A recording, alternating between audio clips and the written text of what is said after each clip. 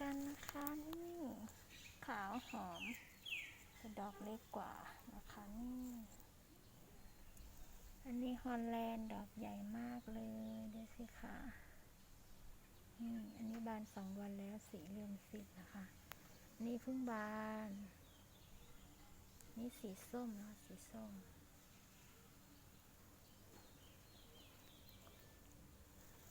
ขาวหอมกำลังจะบานอีก2นี่นะคะ2 ดอกกำลังจะบานโดนฝนนะคะแล้วก็ใส่ปุ๋ยมูลไส้เดือนไป